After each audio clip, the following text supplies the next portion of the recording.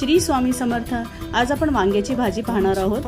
वांगे अशा प्रकारे चिरून घेतले आहेत आणि हे वांगे मी काळे होऊ नये त्यामुळे मी इथे पाणी घेतलं आहे, त्यामध्ये 2 चमचे मीठ घेतलेलं आहे। अशा प्रकारे सर्व वांगे मी चिरून घेतले आहे, स्वच्छ धुवून घेतले आहे। एकीकडे मी गॅस पेटवला आहे, त्यावर एक कढई ठेवली आहे, त्यामध्ये तेल घातलं आहे। मला वांगे परतून घ्यायचे आहेत। हे वांगे मी एक एक करून यात टाकत आहे। वांगे छान परतत आहेत, तुमच्या हिशोबाने तुम्ही तेल घेऊ शकता।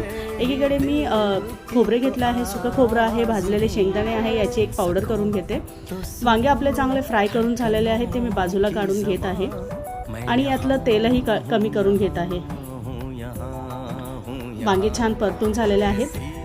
तेल थोडंसं कमी केल्यानंतर मी बारीक चिरलेला कांदा यामध्ये ॲड केलेला आहे, सोबतच अद्रक, लसूण, कोथिंबीर आणि टोमॅटो याची एक प्युरी बनवून घेणार आहे। कांदे आपले भाजत आहेत आणि बनवलेली प्युरी मी यामध्ये टाकलेली आहे आणि ही प्युरी छानपैकी मी भाजून घेत आहे। भाजून घेतल्यानंतर मी यामध्ये आपले नेहमीसारखे मसाले टाकलेले आहेत। गरम मसाला आहे घरगुती, लाल तिखट आहे, हळद आहे आणि धने जिऱ्याची पावडर आहे आणि हा मसाला खूप छान पद्धतीने मी यामध्ये परतून घेतलेला आहे। वाटल्यास तुम्हाला थोडं पाणी घाला। आपण मगाशी जी पावडर बनवली होती ती मी यात घातलेली आहे, शेंगदाणा आणि सुक्या खोबऱ्याची 2 चमचे घातलेली आहे, जास्त नाही। आता यामध्ये आपण फ्राय केलेले वांगे ॲड करूयात। हा मसाला त्याला चांगला कोट करून घेऊयात।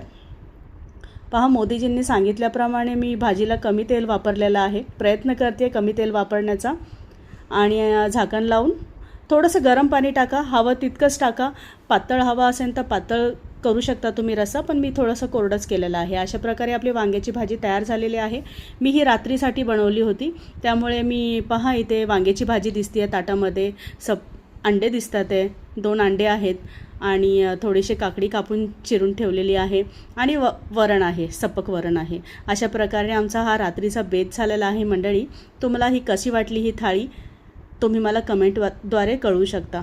व्हिडिओ आवडला असेल तर एक लाईक नक्की करा। श्री स्वामी समर्थ।